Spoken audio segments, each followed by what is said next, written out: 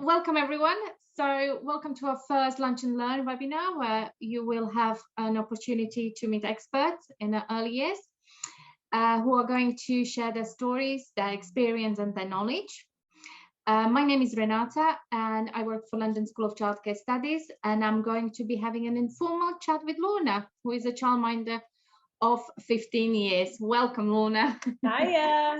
So tell us, why childminding? So for me, it was a profession that I thought would work around my lifestyle and my family. So to put it in context, I was an early years teacher for 18 years. But like a lot of teachers, I think I became a little bit run down and the profession was taking over my life. So I decided to look for something else that hopefully would fit better. And the one thing that I adore from teaching was being with the children. So that sort of lent me to then look at a profession that would work in the same way. And someone suggested childminding to me actually. And so I started looking into it. And yeah, it just was a good fit for me and my family. I have young children, and I'm not saying you have to have young children to be a childminder, but it does really work. Because you can be with your family, it can work around your family. Obviously, I actually walk my own child to school as well as the childminding children, which I wouldn't have the opportunity if I was in work. So yeah, it was something that I wanted to do with children, and it's about enjoying the children more as well. So we can get involved with, if one of them comes in with an interest that week. One of mine's just visited a castle, so we came in really excited about castles. So then we can get involved with all of that. So it's really fun, and like I say, my family were on board with doing it, and it's working really well. And how old were your children when you started? When I started, my youngest was 6 and my eldest was 9. Now, in all honesty, my 9-year-old was a little bit anxious about it. Because it is a big thing, isn't it? Because people are coming into your home. So she was a little bit unsure, but we were very clever in that we sort of said, well, no childminding children are allowed upstairs. So your bedroom is, you go to that whenever you want. I never ever bring any of their toys down without their permission. As we've kind of got into it, they do it all the time now. They bring the games down, they bring the Barbies down, whatever. But at the start, I was very much like, you choose what you want us to use. And we went out and bought some toys that were specifically for childminding. And I think that helped them. So then they had their little domain and their things and the childminding things. Yeah. And we involve them quite a lot. So on a Sunday, when I'm starting to set things out for the week, I will say to the girls, I've got 2 girls, what should we put out this week? You know, so-and-so like this, shall we do this? And then they're quite involved with it then. And they're quite, when the children arrive on a Monday morning, they're really quite keen to show them what they've set out. So the girls are involved in the business with me, which seems to work and fit better. So they're kind of part of the business as Yeah, well. that's right. Yeah, they they love that. kind And my eldest is now nearly 12. So she's actually at secondary, so I don't walk her to and from school anymore. But when she comes home, the other kids love seeing her and she'll play with them. And it's a really nice relationship, actually, that you can form with them all. So when you started, Lorna, what kind of challenges did you have? I think the big thing when you start is it seems huge having to go through the Ofsted process, because there is a lot of things you've got to tick off and sometimes a lot of courses that you have to do, and it seems humongous. But actually, if you just work your way through it step by step, there's always support out there, then you can. And Ofsted themselves, it's a daunting thing, isn't it? You know, when you hear the word, you feel a bit but actually I've had quite a pleasant experience with them. So it's just, like I say, getting all your paperwork together, working through it bit by bit. And then you will have a pre-registration visit, which is where the Ofsted inspector comes to your home and asks questions and checks your home suitable. So it is, you know, you do get a bit anxious because that's natural, isn't it? We all would. But from my experience, they're not there to trick you, they're there to support you and check everything's okay before you open your setting. So you can do it, everybody can do it. What's another thing's hard when you very first start is you're not allowed to obviously say you can take children on until you have your Ofsted registration certificate. And that's tricky because you want people to know you're going to be a childminder in the local area, because that's how you're going to get business. But you can't give them an official start date, so that can be a bit frustrating. You know, you might say, parents say, oh, I need childcare for after Easter. But you can't officially say, well, I can have them after Easter until you've got that certificate. But all I did was I advertised, I put it out there that this is what I was going to do. And the families that were interested, they got in contact. I said I put them on a waiting list. And they were the very first people that I contacted when I got emailed that certificate. So yeah, it does all pan out, but it's just having a bit of patience. And sometimes you're quite eager to get started, aren't you? But it's just touching base with people so you're ready to go, really. So how long did it take you from the kind of, okay, I'm going to do It it? took me about 8 months to go through it all, from the initial start, and then I'd kind of got all my paperwork and everything in place, but I was waiting for that Ofsted visit, and that is completely in Ofsted's hands. When they are ready to do your visit, then you will get an email to say somebody's coming. So it did take a while. I know other childminders I've spoke to, some have taken about 4 or 5 months, and others have taken a long time. But yeah, so it's good to get cracking with it. I had a friend actually who was also thinking of childminding, and she was sort of saying, "Oh, but I don't really want to do it for about another 6 months." And I said, "Well, that's fine. And even when you have your certificate, if you're not ready to start, you don't have to start." So I said, I think you should get the ball rolling. So yeah, it is that's part of it, I think, as well, because it can be quite a long process that you want to get going with this new change. But yeah, just take it step by step, and it's fine. And in the whole process, is there a thing that you wish you knew before? All I would say is when I first got my families, I was so eager to take on board the first people who came to me. And one thing I would tell people to consider is like things like shift workers, because I do have shift workers still, but they can take the places of people who perhaps want a full-time place. So for example, like you're only allowed 6 children under the age of 8. So if you've got a family who might say to you, "I just want you Friday after school," and you go, "Yeah, great, sign them all up." Then you get another family say to you, "Oh, actually, I'd like you for every session, so a full-time position." And you can't do it because your Friday after school's been taken up with that one child. So it's just being a bit mindful of all that. But I do have shift workers, having said all that. It's just making sure you can fit it into your sort of timetable and just be aware of what children you've got. Yeah, I can imagine. Sometimes it's difficult to say no to people, isn't It it? is very difficult to say no. Yes, very Yeah. difficult. But I think sometimes you have to put your business hat on, which isn't always easy, especially when it's No. something new to you, when you've always been employed and suddenly in theory you're the boss. It is hard, but yeah, you do have to try and think a little bit with the business mind. Yeah. In my experience, people who work in the early years are usually very kind of people who want to help. So they find it really difficult to say no. And it is So hard it doesn't come naturally to them. You don't. And like I had one parent say, "Oh, can they start early one day?" Well, I normally open at 7:30, so I was thinking, "Oh yeah, maybe about 7:15." She's thinking, and then she went, "Oh, it was 6 o'clock in the morning," but I couldn't say no, and I was like, "Yeah, okay." So we are a little bit like that, but as you get into it, I think you do get a little bit more with the business mind on. Yeah, it's difficult. Once you say yes, then when it doesn't work, it's difficult to go back and say, "I'm sorry, it's not actually really working." So it's good to take time, isn't it, to make form sure. really lovely relationships with the families as well, so you don't want to disappoint them or let them down, but at the end of the day, you're one person, so you can only do so much. Yeah. So what do you love about childminding? What is the kind of thing What that do I gets love you about going? childminding? Well, first of all, just being with the children. So it's definitely a job, obviously, for people who want to work with young people. So I've always loved working with children. I get a great joy from being with them. So it's lovely. It's lovely for them to be here.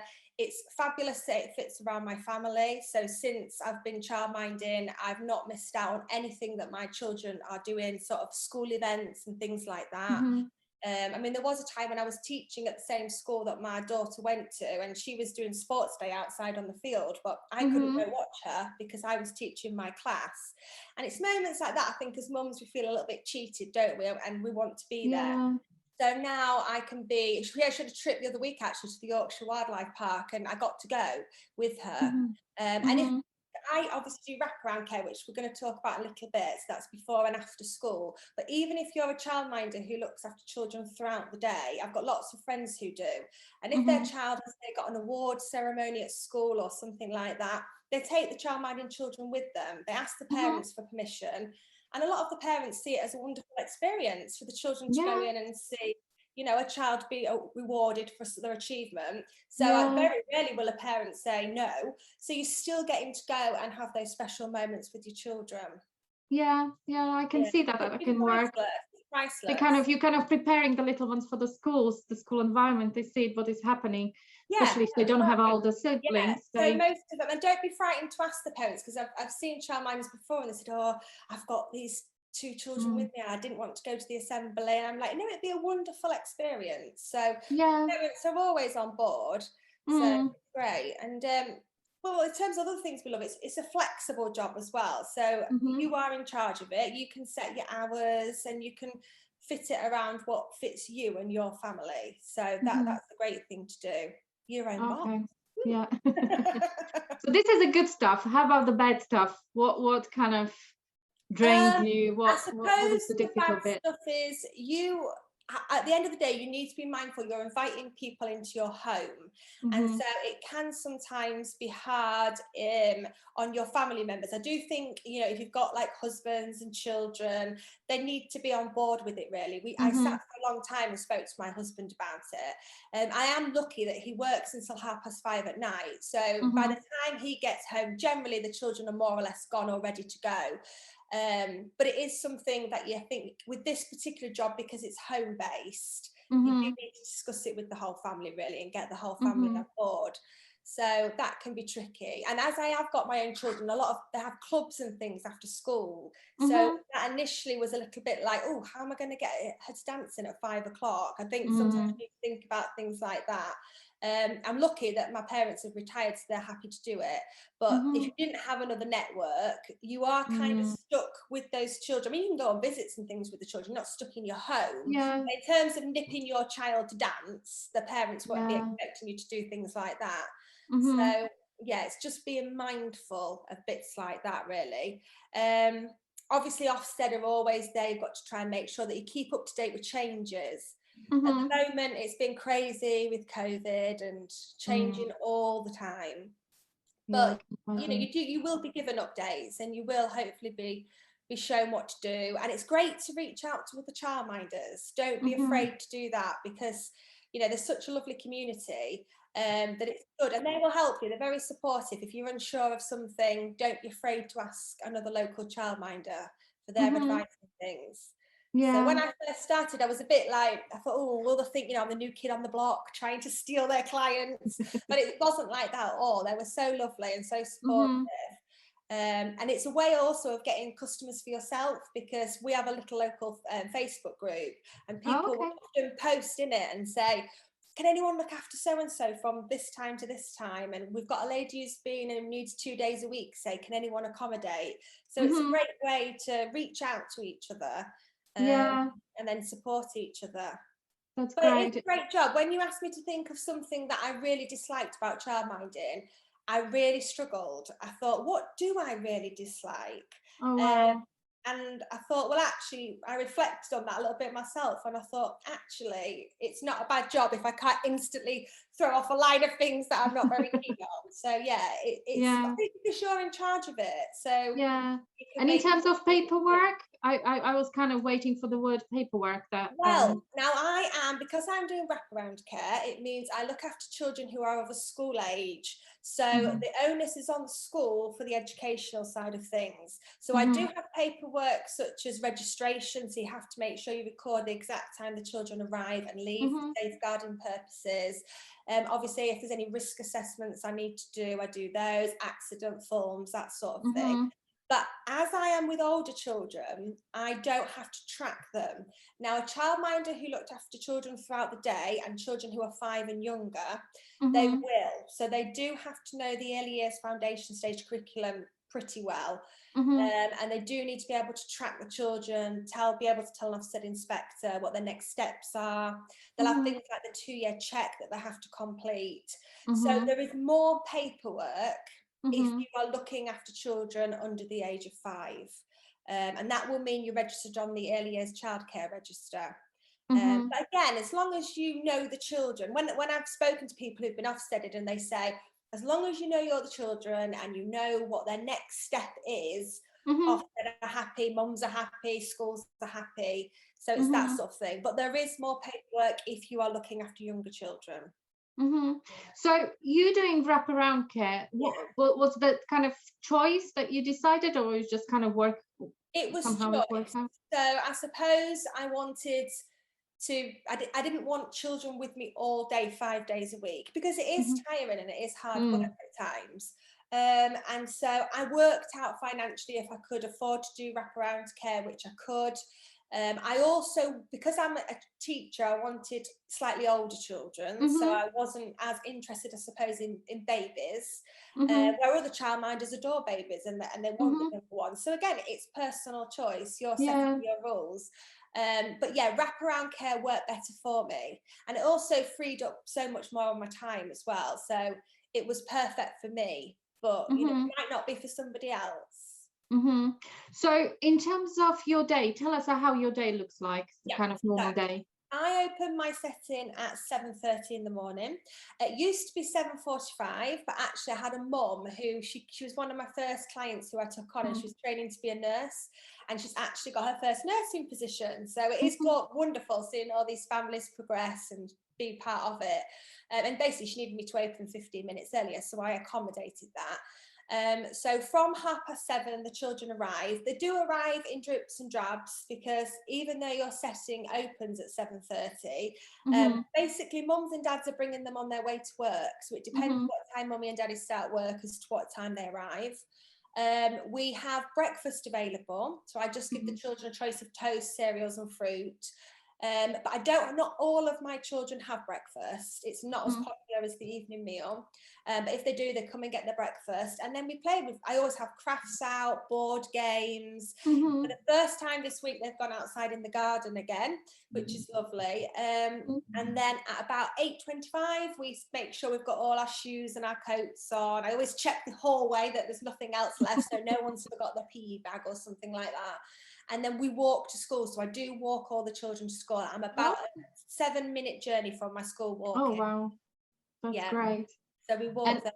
And then that's me done then, until I have to pick the children up at 3:20. So I'll be back there again today and collect them all, walk them all back to my house. And every single one of my children do have a homemade meal.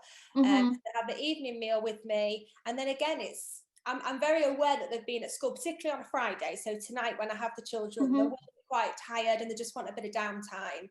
So we might read together, we might play a game together, we might even just snuggle and watch the TV together. I let the children lead it. If you had, like I say, children all day, and younger children, you might have to lead it a little bit more. But and we close at 6 o'clock. So, but to be fair, most of my families have gone by about 5:30, because again, mums and dads come for them on their way home from work. So whatever time they finish work, they'll come and get the children. And that's the day. So then afterwards, when they've left, it's just a case of tidying up, if you want to prep anything else for the next day, that sort of thing, just making sure you've got all your registration documents in place, and that's it, good to go. So do you cook for the children, I guess? Yes. Yeah. I do. That again is personal choice. So if you're a childminder setting up and you're thinking, oh, I don't really want to be doing dinners, that's perfectly fine. You're in charge of that. But I have to say, it was a big selling point for me. I do look after a lot of professional families, so teachers, policemen, nurses. And I think the thought that their child's had a homemade meal, and then when they get home, mum and dad just have to sort themselves out with something, and that's it. That really worked for me.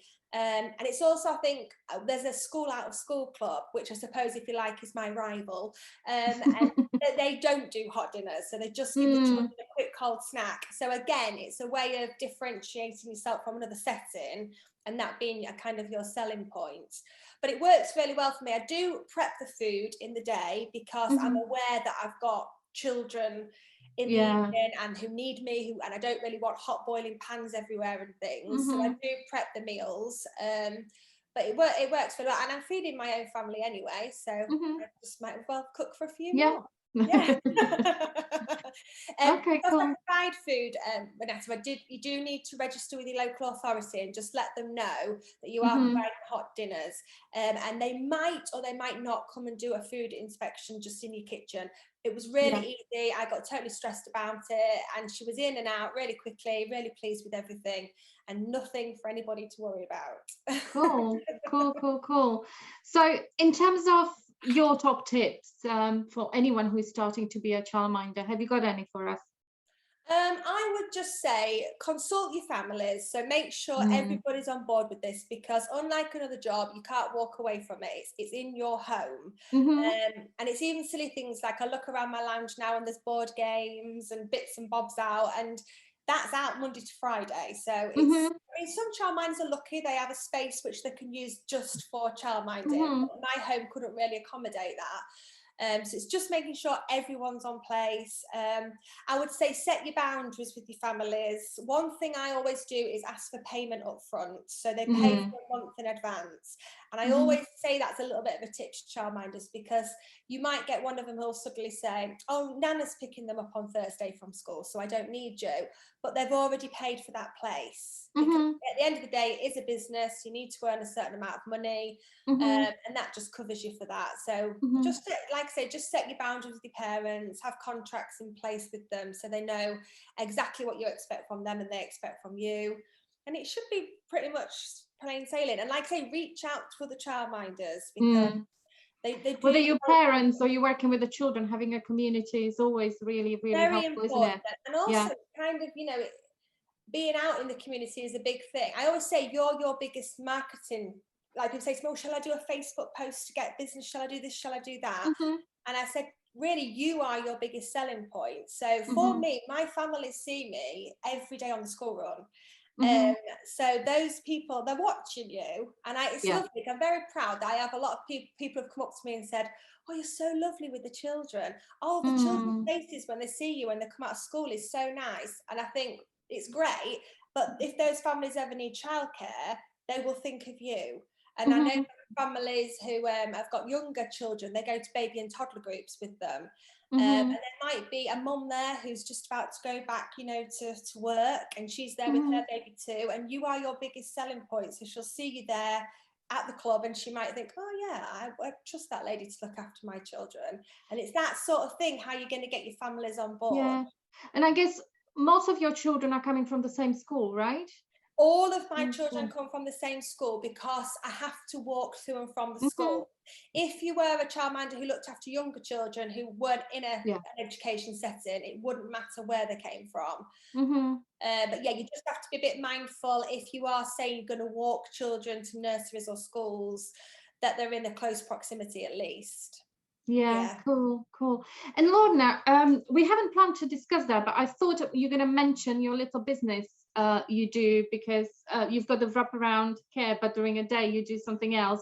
And I really like that, because it's quite innovative, something pretty and nice. And I would like you to share what you do with us. Right, so another reason, actually, I'm not sure if I could mention it, but I do have another business which is called Wraparound boxes, and basically we do letterbox gifts. So we send them for really nice reasons like birthdays and new babies, and we send them for sadder reasons like if someone's lost somebody or starting chemotherapy or something like that.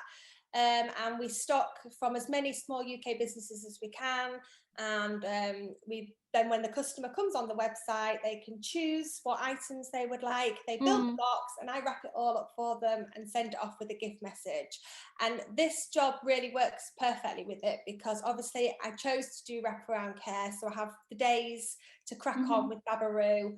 And it just complements each other. So if you are somebody out there as well who does have another little business or a little passion that you want to do, wraparound care is great, because it gives you the time to do both. You can be a bit of jack of all trades, really, and it does work really well. But yeah, I love that business, and on my social media and things.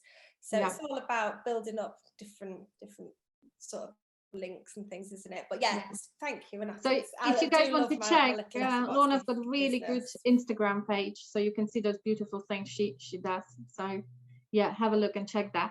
Okay, so I think guys, if you've got any questions, please go into Q&A. I don't see any question. I think we kind of answer quite a lot question you might have about working as a childminding. So if I don't see any questions popping up, how do you set your fees? I've got a question from Tara. Yes, so the best thing to do when you're setting your fees, you can contact your local authority and they will give you a rough idea of what other childminders in the area set. Again, talking to the childminders, they're quite happy to share that sort of information. I mean, you can find out yourself if you go on, their Facebook pages and their websites. It will have the fees on there. So it's all about, every area is slightly different. Obviously it depends. Typically if you're down south you're more expensive than up north, but just gauge that from your local area. So I obviously say there's an out of school club near me, so I found out first of all what they offer, and don't be afraid to put because they £8 after school, or I'm £10, but I provide a meal and they don't. So don't be afraid to go a little bit above what your competition, if you like, are doing if you are offering additional things. But yeah, I'd really like to say your local authority will be able to advise you, and the best thing to do is a bit of market research and just suss out yourself what people in your area are paying for childcare at that moment. Yeah, and I believe that parents, the money are not always the deciding factor, isn't it? It's that kind of comfort. They need to trust you implicitly to look after their child, and you need to have that bond and that relationship. And you can tell, when they come and look round, you can feel that almost instant connection if you're going to get on with that family.